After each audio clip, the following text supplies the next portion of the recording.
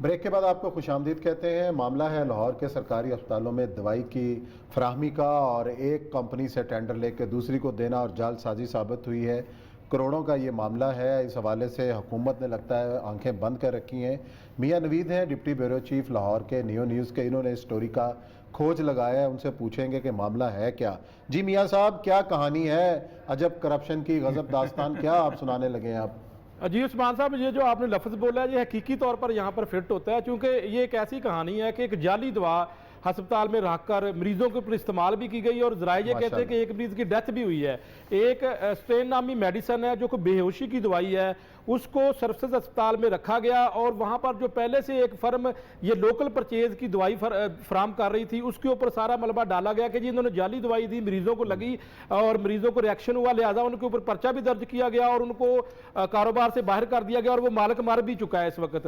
جب اس سارے معاملے کے بعد اس کا فورینسک آڈٹ کروایا گیا، اور یہ بات جب محکمہ داخلہ پنجاب اور فورینسک سائنس ایجنسی نے اس کو دیکھا تو اس میں یہ انکشاف ہوا، بلکہ رپورٹ واضح طور پر لکھا گیا ہے رپورٹ میں کہ 2 پینوں کا استعمال کیا گیا تھا، اور اس کا جو بیچ نمبر تھا جو L P local purchase register کے اندر اس کو تبدیل کیا گیا تھا۔ یعنی کہانی یہ ہے کہ ایک ایسی دوائی جو جعلی تھی وہ وہاں پر رکھ کر مریضوں کو لگائی گئی، اور اس کی جگہ پر جو بیچ نمبر چینج کر دیا گیا، جعلی دوائی کا بیچ نمبر لکھ دیا گیا، اور جو اصل تھا وہ وہاں پر اس کو مٹا دیا گیا۔ تو یہ وہ ساری کہانی ہے۔ ایک ایسا ٹھیکیدار جو پہلے جناح اسپتال میں تھا، میو اسپتال میں تھا، اس کے بعد سرسز اسپتال میں تھا، وہ تینوں اسپتالوں میں اب وہ ٹھیکہ لے چکا ہے۔ اس میں 2 انسانی جانیں ضائع ہوئی ہیں۔ ایک وہ مالک جو اس دنیا سے چلا گیا، اس کا کاروبار ختم ہو چکا ہے، وہاں پہ انہوں نے کوئی اور چیز بنا دی ہے، اور دوسرا وہ ایک مریض وہاں پر مرا ہے، اس کے معاملے کو بھی دبایا گیا ہے، ابھی تک وہ سامنے نہیں آ چکا۔ ریاکشن ذمہ دار کون ہے میاں صاحب؟ ذمہ داری کس کی تھی؟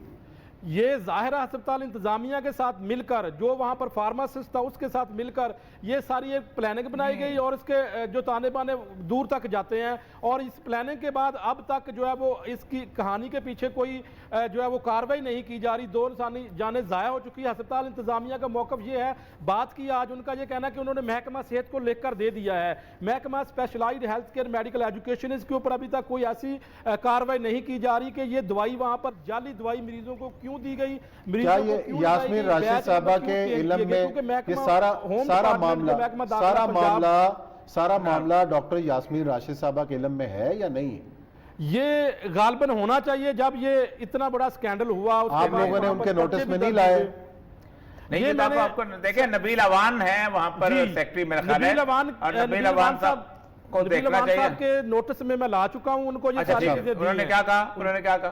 وہ کہتے ہیں جی اس کے اوپر دیکھیں گے اور اس کے اوپر کاروائی کا۔ چلو ہم سمجھتے ہیں کہ کاروائی ہونی چاہیے۔ اگر اتنا بڑا سکینڈل ہے، جانیں ضائع ہوئی ہیں، تو کوئی تو ذمہ دار ہوگا اس سارے کاروائی کا۔ نبیل اوان کو دیکھنا چاہیے، میرے تو خیر دوستوں میں سے ہیں، اور میرے ساتھ کام بھی کیا ہوا ہے اکٹھے انہوں نے، تو اچھا اپرائٹ افسر ہے۔ پھر وہاں پر ان کی ایڈیشنل سیکرٹری جو ہیں سلوت، وہ اسپیشل سیکرٹری جو ہیں، وہ بھی کمپیٹنٹ خاتون میں سے ہیں، اور میرا خیال ہے اتنے کمپیٹنٹ لوگوں کے درمیان پھر معاملہ پھنسا کیوں ہوا؟ میرا خیال ہے یہ انہوں نے اسپتال سے اوپر تک نہیں بتایا نا انہوں نے۔ اگر تو معاملہ ہے، یہ باقی ٹی وی چینلز پر بھی رپورٹ ہوا ہے، آپ تو کہتے ہیں کہ نبیل اوان صاحب کرنا چاہیے، ہم اس کو ڈیٹیل میں لے کے آئیں گے، ڈیٹیل میں تو آنا چاہیے۔ اچھا، اور یہ سب دوسرا، یہ تو ایک یہ ایشو تھا۔ دوسرا جو آج بڑا جو ہوا ہے کہ ایک ہمارے جو وفاق المدارس کے عبدالرزاق سکندر صاحب، بہت بڑے عالم دین کراچی سے، ان کا انتقال ہوا۔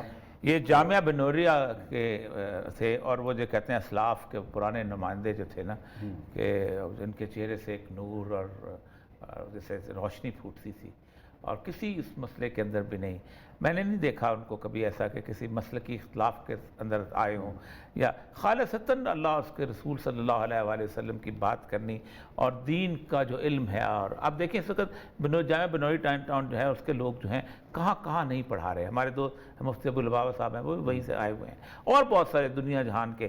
اور جب ختم نبوت موومنٹ چل رہی تھی تو ہم مولانا یوسف بنوری صاحب کا چہرہ دیکھا کرتے تھے، وہ ہم اس کے سربراہ تھے۔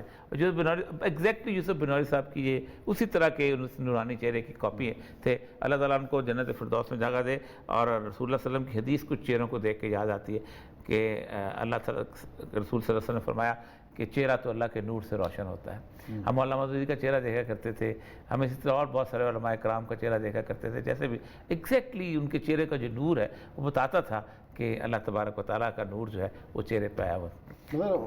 خیر کا باعث ہے, اختلاف کا باعث ایک اور خبر بڑی اہم سی ہے, کوئی 2 منٹ رہتے ہیں, کہ آج جو ایف آئی اے کا ہمارا ڈائریکٹر ہیں ڈاکٹر رضوان صاحب, وہ بیچارے بڑے پچمردہ تھے. ان کو کیا ہو؟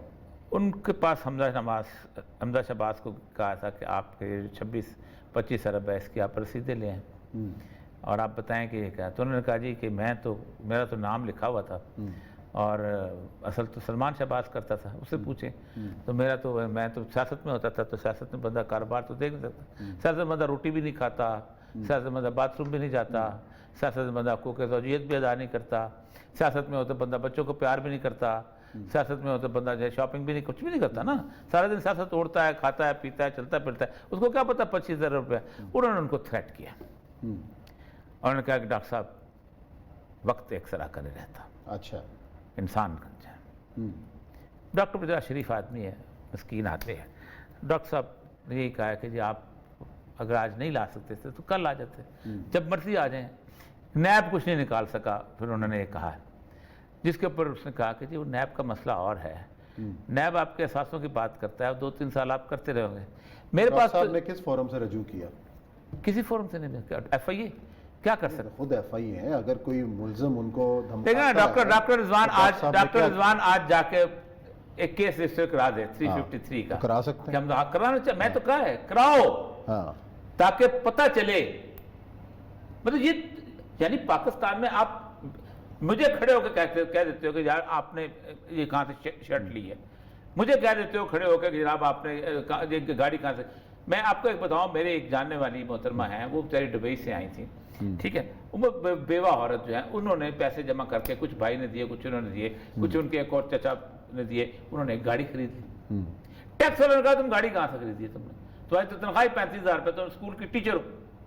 صحیح. بوڑھی عورت, وہ بیچاری ڈھونڈتی پھری کہ ٹریل نکالوں کیا کروں. اب وہ پیسے لوگ ضروری تو نہیں, کوئی بندہ گھر میں آیا, اس نے 1 لاکھ روپے پکڑا دیا, بینک چلنے میں تو نہیں لے آیا. حمزہ سے بات کرتا ہے اور آپ مان لیتے ہیں کہ جی میں تو اب اس نے کھڑے ہو گئے. اور ڈاکٹر رضوان جو ہے, میں آئی نو پرسنلی ان سارے لوگوں کو, بچے ہمارے سامنے آ کے پلے بڑھے ہیں. اب آپ خود سوچیں کہ اس ایف آئی اے کے دفتر کے اندر کوئی عام آدمی کھڑا ہو کے یہ فکرے بول سکتا ہے؟ نہیں, اگر انہوں نے فکرہ بولا تو ان کو اپنا میرا خیال ہے کرنا چاہیے تھا, بجائے اس کے کہ میڈیا کے اندر وہ آئے, ان کو اس کی رپورٹ کرنی چاہیے, اور بڑی ٹھیک ٹھاک رپورٹ کرنی چاہیے, اور اس کے تھریٹ کی رپورٹ کرنی چاہیے. چلیں جی ناظرین, اسی نوٹ کے ساتھ پروگرام ختم کرتے ہیں. کل انشاءاللہ پھر آپ کی خدمت میں حاضر ہوں گے کچھ نئے موضوعات لے کر. اپنا خیال رکھیے. اللہ حافظ.